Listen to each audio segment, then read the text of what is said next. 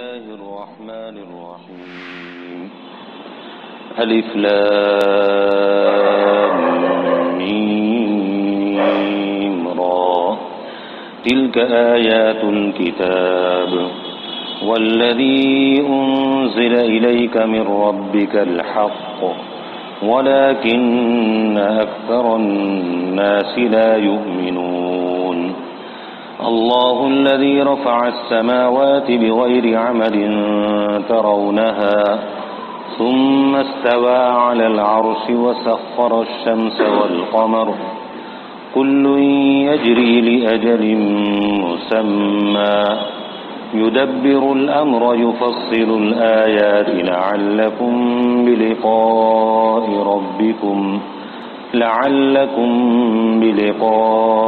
ربكم توقنون وهو الذي مد الأرض وجعل فيها رواسي وأنهارا ومن كل الثمرات جعل فيها زوجين اثنين يغشي الليل النهار إن في ذلك لآيات لقوم يتفكرون وفي الأرض قطع متجاورات وجنات من أعناب وزرع ونخيل صنوان وغير صنوان يسقى بماء واحد ونفضل بعضها على بعض في الأكل إن في ذلك لآيات لقوم يعقلون.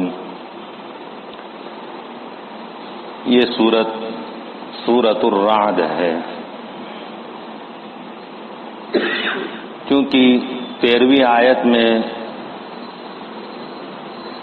وَيُسَبِّحُ الرَّعْدُ بِحَمْدِهِ وَالْمَلَائِكَةُ مِنْ خِيفَتِهِ، رعد فرشتے کی تسبیح کا ذکر ہے. اس مناسبت سے اس سورت کا نام سورۃ الرعد قرار دیا گیا.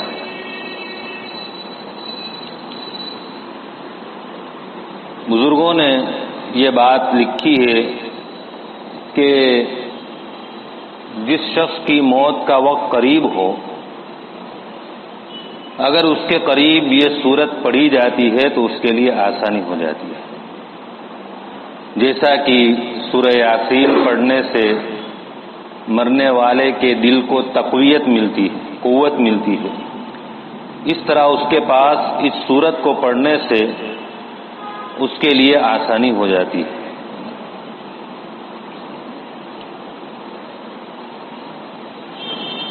سورت کی ابتدا حروف مقطعات سے ہے، الف لام میم را.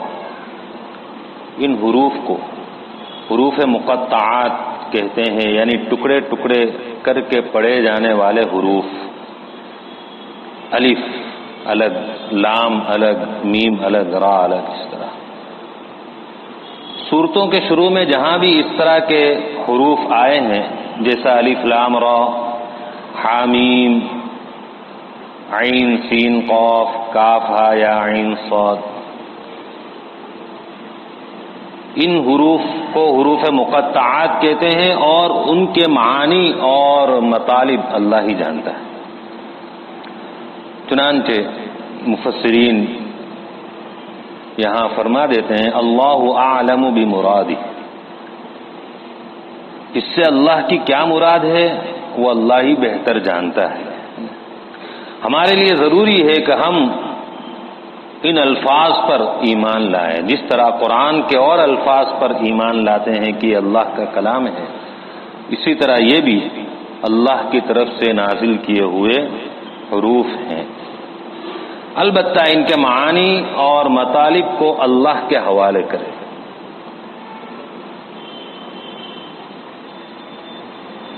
تلک آیات الکتاب، اللہ تعالیٰ فرماتے ہیں کہ یہ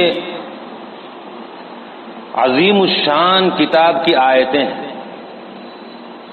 یہ آیتیں قرآن کی جو پڑھی جا رہی ہیں، سنی جا رہی ہیں، یہ عظیم الشان کتاب کی آیتیں. قرآن کو اللہ تعالیٰ نے الکتاب سے تعبیر کیا کہ عظیم الشان، بہت بڑی کتاب ہے۔ شروع میں پہلی آیت میں قرآن پاک کے شروع میں سورہ بقرہ میں فرما دیا لا ریب فیہ، ذالک الکتاب لا ریب فیہ، یہ ایسی کتاب ہے جس میں کوئی شک نہیں، اس کے سارے مضامین، اس کی ساری باتیں سچ اور حق، ذرہ برابر بھی اس میں کوئی شبہ نہیں ہے۔ اور یہ اتنی عظیم الشان کتاب ہے کہ قیامت تک کے آنے والے لوگوں کے لیے چیلنج ہے کہ کوئی اس جیسی کتاب تو کیا اس جیسی ایک سورت یا ایک آیت بنا کر لائے، نہیں بنا سکتا۔ یہ اتنی عظیم الشان کتاب، اسی لیے اس کے فضائل بھی نبی کریم صلی اللہ علیہ وسلم نے بڑے بیان کیے۔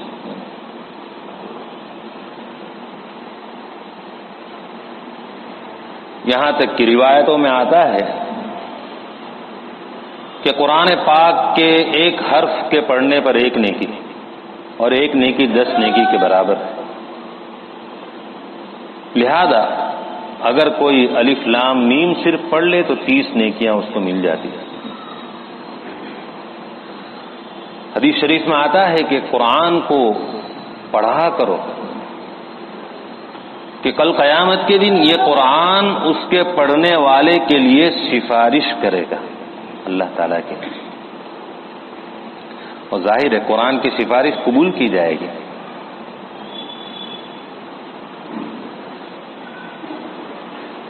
اسی طرح روایت میں آتا ہے، عجیب بات ہے کہ کوئی آدمی قرآن پاک خوب پڑھتا ہے، اللہ کا ذکر خوب کرتا ہے، تو کثرت سے قرآن کی تلاوت کرنے کی وجہ سے اور کثرت سے اللہ کا ذکر کرنے کی وجہ سے دعا مانگنے کا موقع نہیں ملتا اس کو، وہ اللہ تعالیٰ سے دعا نہیں مانگ سکتا، تو اللہ تعالیٰ اس شخص کو مانگنے والوں سے زیادہ دیتے ہیں جو قرآن کثرت سے پڑھتا ہے۔ تو جو دعا مانگتے ہیں ان مانگنے والوں سے زیادہ اس کو اللہ تعالیٰ دیتے ہیں، بڑی فضیلت ہے۔ اسی لیے قرآن جو سکھاتے ہیں اور جو سیکھتے ہیں ان کی بڑی فضیلت ہے۔ بخاری کی روایت ہے، خیرکم یا افضلکم من تعلم القرآن وعلمہ، جو قرآن کو سکھائے اور جو سیکھے۔ تم میں سب سے بہتر وہ لوگ ہیں، تم میں سب سے بہتر کون؟ وہ جو قرآن پاک کو سیکھتے ہیں اور سکھاتے ہیں۔ تو نبی کریم صلی اللہ علیہ وسلم نے ان کو بہتر قرار دیا ہے کہ وہ سب سے بہتر ہے۔ تو یہ عظیم الشان کتاب کی آیتیں ہیں، کسی انسان کا بنایا ہوا یہ کلام نہیں ہے، یہ بڑی عظیم الشان کتاب ہے، اللہ کی طرف سے نازل کی ہوئی ہے۔ لہذا آدمی جب اس کو پڑھے یا سنے تو عاجزی کے ساتھ، فرما برداری کے جذبے کے ساتھ کہ مجھے اس کی باتوں پر عمل کرنا ہے، اللہ جو کہے اس پر مجھے عمل کرنا ہے، فرما برداری کے جذبے کے ساتھ، اور اسی طریقے سے غور و تدبر کے ساتھ، پورے آداب اور احترام کے ساتھ قرآن کو پڑھے اور سنے، کیونکہ عظیم الشان کتاب ہے۔ تو اس کے پورے آداب کی رعایت ہو، اس کا احترام ہو، پڑھتے وقت عاجزی ہو کہ اللہ کا کلام میں پڑھ رہا ہوں، اللہ کا کلام سن رہا ہوں، اور فرما برداری کا جذبہ ہو، اور غور و فکر کے ساتھ پوری توجہ کے ساتھ تلاوت کرے اور سنے۔ والذی انزل الیک من ربک الحق، اللہ تعالیٰ فرماتے ہیں کہ جو دین اے نبی آپ پر اتارا گیا ہے آپ کے رب کی طرف سے، وہ بالکل سچ ہے، حق ہے۔ نبی کریم صلی اللہ علیہ وسلم جو دین لے کر آئے، آپ جو تعلیم لے کر آئے ہیں توحید کی اور اسی طرح آخرت کی اور دوسری آپ کی جو بھی تعلیمات ہیں وہ سب حق ہیں. آپ جو دین لے کر آئے وہ حق. آپ صلی اللہ علیہ وسلم کے علاوہ جو دین لے کر آئے اس دین کے علاوہ جتنے بھی ادیان، جتنے بھی مذاہب ہیں وہ سب باطل. باطل یعنی جھوٹ، غلط. یا تو وہ سراسر غلط اور جھوٹ ہیں یا پھر ان میں باطل مل گیا ہے. اصلاً تو وہ صحیح تھے لیکن باطل مل گیا اس میں. لہذا جو حضرات یہ کہتے ہیں، جو لوگ یہ سمجھتے ہیں کہ آدمی کوئی بھی مذہب پر چلے گا اس کی نجات ہو جائے گی، سراسر غلط ہے. کہ یوں کہہ کر کہ اصلاً تو سب مذہب برحق تھے، بعد میں لوگوں نے اس میں ہیرا پھیری اور تبدیلی کر دی. جیسے یہود و نصارہ ہیں. یہود حضرت موسیٰ علیہ السلام کو ماننے والے، توریت کو ماننے والے، لیکن توریت میں ہیر پھیر کر دی. انہوں نے دین کو پورا بدل ڈالا. اس میں تو یہ بات تھی کہ جب نبی آخر الزماں آویں، محمد صلی اللہ علیہ وسلم جب تشریف لاویں تو ان پر ایمان لے آنا، نہیں لائے. اور آپ صلی اللہ علیہ وسلم کی جو صفات توریت میں لکھی گئی تھی وہ بدل ڈالی.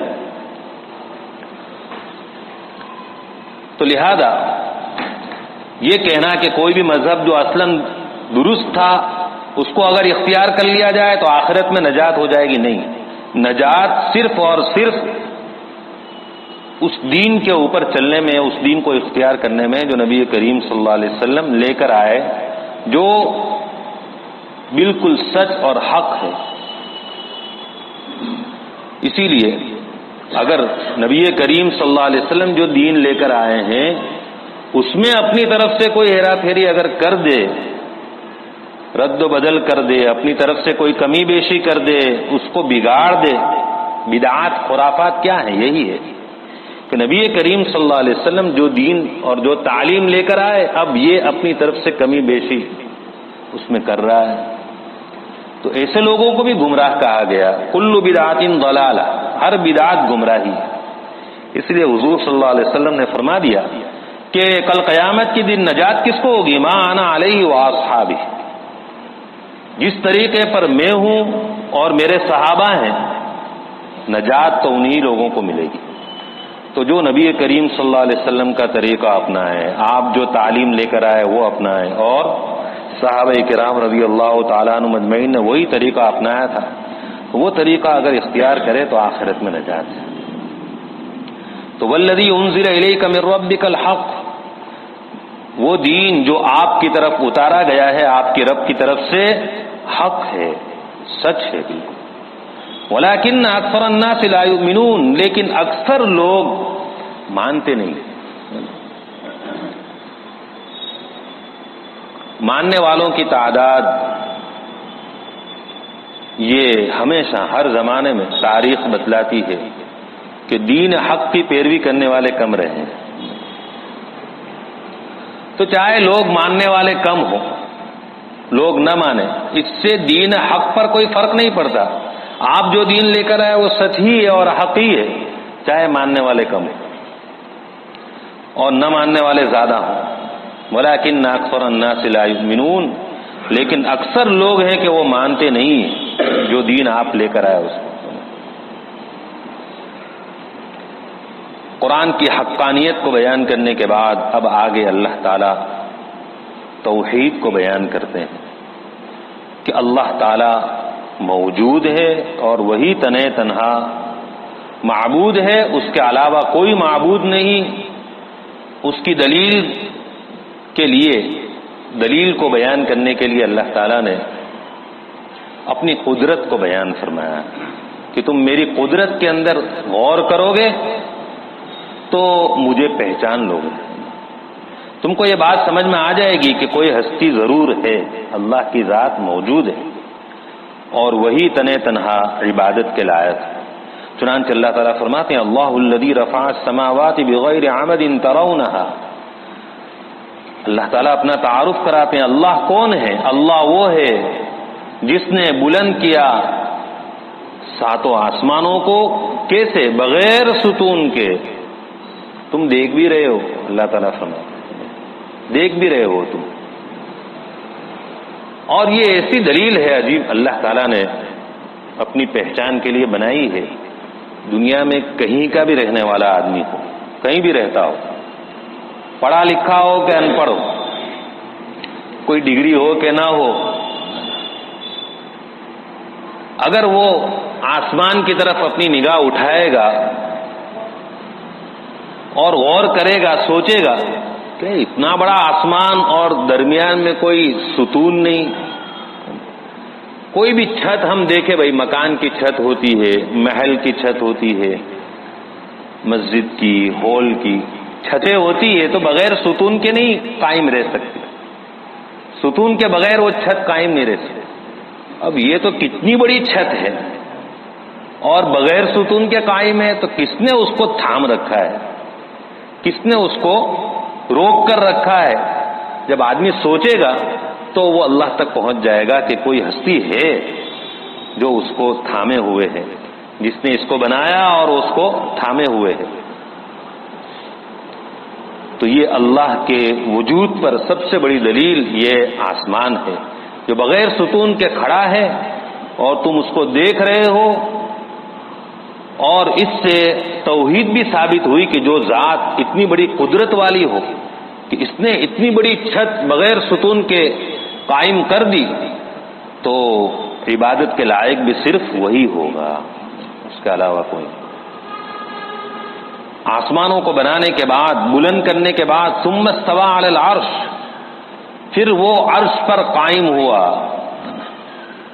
جس طرح بادشاہ کا تخت ہوتا ہے، تخت سلطنت کا تخت ہوتا ہے، اس پر بادشاہ آ کر بیٹھتا ہے، جلوہ افروز ہوتا ہے. اسی طرح یہ عرش شاہی تخت کے مشابہ ہے. اللہ تعالیٰ نے آسمان کو بنایا اور یہ پوری کائنات بنائی، اور پھر عرش پر وہ قائم ہوا اور وہاں سے سارا نظام اللہ تعالیٰ چلاتے ہیں. دنیا کے اندر، کائنات میں، آسمانوں میں جو کچھ ہو رہا ہے اس کے حکم سے اور اشارے سے ہو رہا ہے کہ وہ عرش پر قائم ہو کر یہ سارا نظام اللہ تعالیٰ اپنی قدرت میں، اپنی قدرت سے چلا رہے ہیں. ان الحکم الا للہ، قرآن میں اللہ تعالیٰ نے فرما دیا حکم تو بس اللہ ہی کا چلتا ہے. جو کچھ بھی ہو رہا ہے وہ سب اللہ کے حکم ہی سے ہو رہا ہے. آسمان کو بیان کرنے کے بعد پھر آگے اللہ تعالیٰ فرماتے ہیں وَسَخَّرَ الشَّمْسَ وَالْقَمَرَ، اور اللہ تعالیٰ نے سورج اور چاند کو کام میں لگا دیا.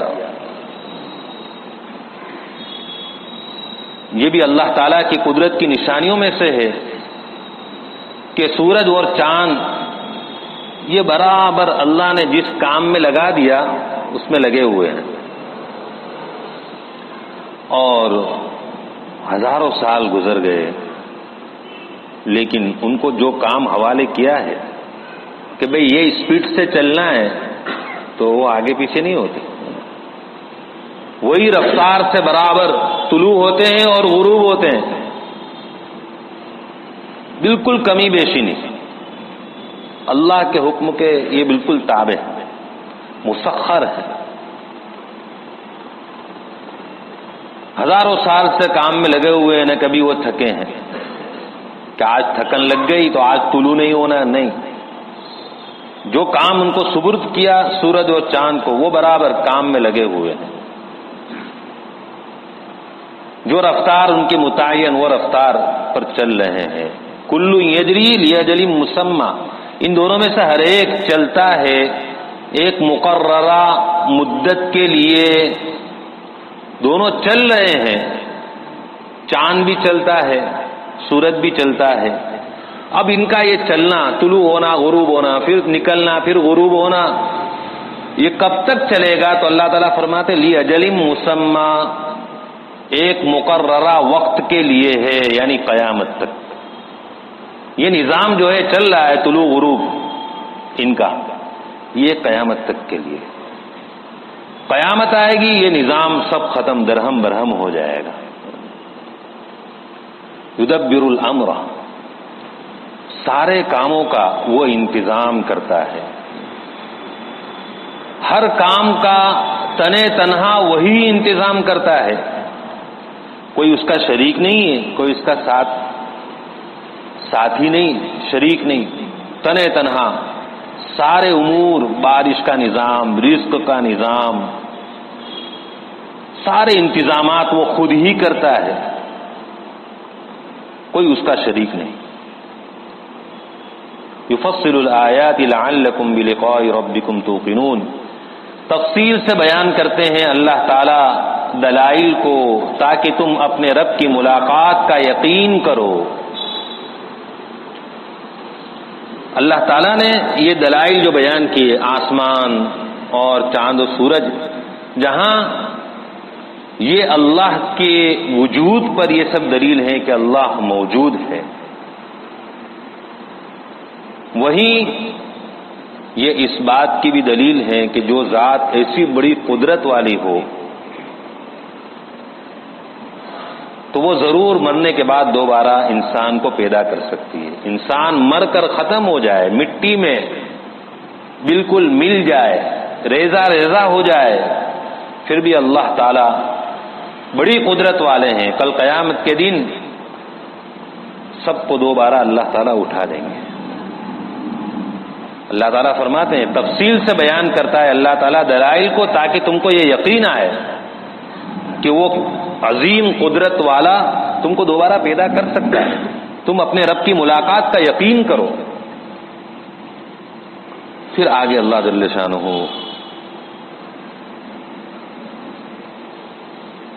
اپنی قدرت کو بیان فرماتے ہیں، اور یہ دلیل ہے اللہ کے تنے تنہا معبود ہونے کی. وہ کیا ہے؟ وَهُوَ الَّذِي مَدَّ الْأَرْضَ وَجَعَلَ فِيهَا رَوَاسِيَ وَأَنْهَارًا، اللہ وہ ہے جس نے پھیلا دیا، مدہ کے معنی پھیلا دیا زمین کو. آدمی ذرا غور سے دیکھے تو ایسا ہی لگے گا زمین گویا فرش ہے، بچھونا ہے، جیسے چادر کیسے پھیلا دی جاتی ہے، قالین پھیلا دیا جاتا ہے. تو زمین کی طرف اگر آدمی غور کرے دیکھے تو ایسا معلوم ہوگا یہ کوئی بچھونا ہے.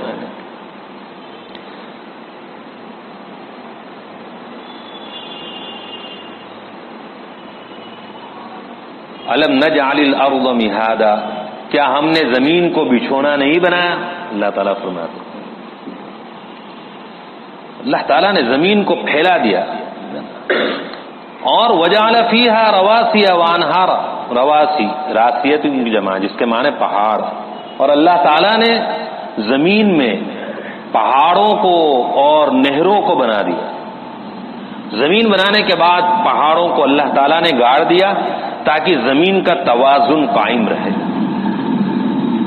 زمین کو جب بنایا گیا تو گویا اس میں جنبش تھی، ہلتی تھی، تو گویا یہ میخ ہیں، کھیلے ہیں، یہ زمین میں ٹھوک دیے گئے تو ٹھہر گئی. وانہارا، اور اللہ تعالیٰ نے زمین کے اندر نہروں کو جاری کیا، ندیوں کو. ایسے پہاڑ بھی ہیں جن پہاڑوں پر برف کو اللہ تعالیٰ جما دیتے ہیں، پھر وہ برف پگھل کر یہ بہتا ہے اور اس سے نہریں اور ندیاں چلتی ہیں جس سے انسان کی ضرورتیں پوری ہوتی ہیں اس پانی سے. پھر قدرتی پائپ لائن کے ذریعے سے ان پہاڑوں کے نیچے سے بھی پانی زمین میں اترتا ہے اور اس طرح پوری دنیا میں سپلائی ہوتا ہے کہ جہاں بھی کنواں کھودو، بورنگ، تو نیچے سے پانی نکلے گا. یہ اللہ کی قدرت کا عجیب و غریب نظام ہے. آدمی غور کرے تو وہ اللہ تک پہنچ سکتا ہے کہ ضرور یہ سب کام کرنے والا نظام. دیکھو کوئی نظم ہوتا ہے تو اس کا ناظم ضرور ہوگا، کوئی بھی نظم ہوگا. شادی کا نظم ہوتا ہے، کھانے پینے کا نظم کرنا ہوتا ہے، کوئی اور پروگرام کا نظم کرنا ہوتا ہے، انتظام. تو وہاں کہ بھائی کوئی ناظم ہوگا، کوئی کرنے والا ہوگا، وہ نظام بنانے والا ہوگا تو ہی نظم ہوا ہے. اسی طرح اب یہ سارا نظم پہاڑوں کا اور نہروں کا، ندیوں کا، یہ سب نظم ضرور اس کا ناظم ہے، اور وہ سوائے اللہ کے کوئی نہیں۔ وَمِن كُلِّ الثَّمَرَاتِ جَعَلَ فِيهَا زَوْجَيْنِ اثْنَيْنِ يُغْشِي اللَّيْلَ النَّهَارَ۔ آگے اللہ تعالیٰ فرماتے ہیں کہ بہت سے پھل اللہ تعالیٰ نے پیدا کیے، پھلوں کی ہر قسم میں جوڑا ملے گا، پھلوں کی ہر قسم کے اندر جوڑا ہے، دو ہے۔ پھلوں کی ہر قسم میں جوڑا ہے تو بعض مفسرین فرماتے ہیں مطلب یہ ہے کہ ایک پھل کوئی میٹھا ہوتا ہے، کوئی کھٹا، یہ جوڑا ہو گیا۔ ایک ہی پھل ہے، انار ہے، کوئی بڑا ہے کوئی چھوٹا ہے، تو یہ جوڑا ہو گیا۔ بعض فرماتے نہیں، اس سے مراد نر و مادہ ہے۔ جیسے تحقیقات سے یہ بات سامنے آ گئی کہ کھجور اور پپیتا، اس میں نر و مادہ ہوتا ہے۔ اور بھی درختوں میں، اور بھی ایسے پھلدار درختوں میں حضرت مفتی شفیع صاحب رحمۃ اللہ علیہ فرماتے ہیں کہ نر و مادہ ہوگا، ہو سکتا ہے کہ تحقیقات ابھی وہاں تک نہیں پہنچی۔ تو اللہ تعالیٰ فرماتے ہیں ہر پھل کے اندر اللہ تعالیٰ نے جوڑا بنایا، بلکہ ایک جگہ اللہ تعالیٰ فرماتے ہیں کہ اللہ تعالیٰ نے ہر چیز کا جوڑا بنایا ہے، ہر چیز کا، ہر چیز میں نر و مادہ ہے۔ رات تو دن ہے، اس کے مقابلے میں مرد ہے تو اس کے مقابلے میں عورت ہے۔ اسی طرح نباتات میں جیسے مثال دی، اس میں جوڑا ہے۔ لہذا اس سے یہ بات ثابت کی جا رہی ہے کہ جب اللہ تعالیٰ نے ہر چیز میں جوڑا بنایا تو پھر یہ کیسے ہو سکتا ہے کہ دنیا اللہ بنائے اور آخرت نہ ہو؟ دنیا تو پھر آخرت بھی ضرور ہو۔ اس سے آخرت کو ثابت کیا گیا کہ ضرور مرنے کے بعد کی زندگی ہے۔ دیکھو ہر چیز میں جوڑا، تو دنیا کا جوڑا آخرت ضرور ہے۔ رات و دن کا نظام کیسا عجیب و غریب ہے، اللہ کی قدرت پر یہ دلیل۔ یغشی اللیل النہار، یغشی اللیل النہار، اللہ تعالی رات کو ڈھانپتا ہے دن پر۔ کیسے دن کی روشنی تھی اور سورج غروب ہوا اور آہستہ آہستہ رات چھا جاتی ہے، دن کی روشنی ختم ہو جاتی ہے۔ یہ رات و دن کا نظام، یہ اللہ تعالیٰ کی قدرت کی بڑی دلیل ہے۔ اگر صرف دن ہی دن رہے، رات نہ آوے تو ہر چیز برف ہو جائے، انسانوں کا جینا اور حیوانوں کا جینا دوبر ہو جائے۔ اور اگر رات ہی رات رہے تو ہر چیز برف بن جائے اور انسانوں کے لیے جینا دوبر ہو جائے۔ دن ہی دن رہے تو دن کی تپش اور گرمی سے انسان اور حیوان اور چیزیں باقی نہ رہے، ان کا جینا دوبر ہو جائے، چیزیں جل کر خاک ہو جائیں دن کی تپش سے۔ لیکن یہ اللہ کا نظام ہے۔ اللہ تعالیٰ دن میں تپش ہوتی ہے، گرمی ہوتی ہے، رات آتی ہے، ایسی ٹھنڈک شروع ہوتی ہے کہ وہ دن کی گرمی لیول پر ہو جاتی ہے۔ جو چیز بہت گرم ہو گئی تھی اب ذرا ان میں ٹھنڈک آ گئی، تو گویا یہ چیزوں کی بقا، انسانوں کی، حیوانوں کی، چیزوں کی بقا کا ایک سامان ہے، رات اور دن کی الٹ پھیر۔ اسی لیے اللہ تعالیٰ فرماتے ہیں ان فی ذلک لآیات لقوم یتفکرون، بے شک ان مذکورہ باتوں میں البتہ دلیلیں ہیں ان لوگوں کے لیے جو غور و فکر کرتے ہیں۔ غور و فکر کریں تو ان کو اللہ کی ذات سمجھ میں آ جائے گی، وہ اللہ کو پہچان لیں گے اور توحید کے قائل ہو جائیں گے، کفر اور شرک سے توبہ کر لیں گے۔ سبحانك اللهم وبحمدك وتبارك اسمك وتعالى جدك ولا إله غيرك لا إله إلا أنت سبحانك إني كنت من الظالمين وإلهكم إله واحد لا إله إلا هو الرحمن الرحيم اللهم صل على محمد عبدك ورسولك وصل على المؤمنين والمؤمنات والمسلمين والمسلمات اے اللہ ہمارے گناہوں کو معاف فرما، ہماری خطاؤں سے درگزر فرما، ہماری سیئات کو حسنات سے مبدل فرما۔ اے اللہ زیادہ سے زیادہ تیری مرضیات پر چلا کر نامرضیات سے بچا لے، ہم سب کی اور پوری امت مسلمہ کی بخشش کے فیصلے فرما دے۔ یا اللہ اگر تو نے معاف نہیں کیا، ہم پر رحم نہیں کیا تو ہمارا کوئی ٹھکانہ نہیں رہے گا، ہم خسارے میں پڑ جائیں گے اور ہم سے بڑا خسارے اور نقصان والا کوئی نہیں ہوگا۔ یا اللہ تو اپنے فضل و کرم سے، اپنی رحمت سے ہمیں اور پوری امت کو معاف فرما دے۔ یا اللہ رحم و کرم کی تکمیل فرما دے، سہولت کا، آسانی کا معاملہ فرما دے، دنیا اور آخرت کی بھلائیاں نصیب فرما دے، دنیا اور آخرت کی ذلت اور رسوائی سے پوری حفاظت فرما۔ یا اللہ اپنے فضل و کرم سے ہم سے ایسا راضی ہو جا کہ کبھی ناراض نہ ہو۔ یا اللہ ایمان کامل نصیب فرما دے، صدیقین والا یقین نصیب فرما دے، نبی کریم صلی اللہ علیہ وسلم کے طریقوں اور سنتوں کو زندگی کے ہر شعبے میں جاری کرنے اور اپنانے کی توفیق عطا فرما۔ پانچوں وقت کی نماز جماعت کے ساتھ، تکبیر اولیٰ کے ساتھ، صف اول میں خشوع اور خضوع کے ساتھ خالص تیری رضا کے لیے ہم کو اور پوری امت کو پڑھنے کی توفیق عطا فرما۔ نمازوں میں سستی کرنے سے بچا لے۔ یا اللہ نمازوں کو ہماری آنکھوں کی ٹھنڈک بنا دے۔ یا اللہ پریشان حالوں کی پریشانیوں کو دور فرما، مصیبت زدوں کی مصیبتوں کو دور فرما، بیماروں کو شفاء کاملہ عاجلہ مستمرہ عطا فرما۔ جنہوں نے دعاؤں کے لیے کہا ہے یا اللہ یا جو دعا کی توقع اور امید رکھتے ہیں، سب کی جائز نیک تمناؤں کو اپنے فضل سے پورا فرما۔ یا اللہ نبی کریم صلی اللہ علیہ وسلم نے جتنی خیر و بلائی تجھ سے مانگی ہم کو اور پوری امت کو عطا فرما۔ جن شرور اور برائیوں سے پناہ چاہی ان سے ہماری اور پوری امت کی حفاظت فرما۔ ربنا تقبل منا انك انت السميع العليم وتب علينا انك انت التواب الرحيم وصلى الله على النبي الكريم برحمتك يا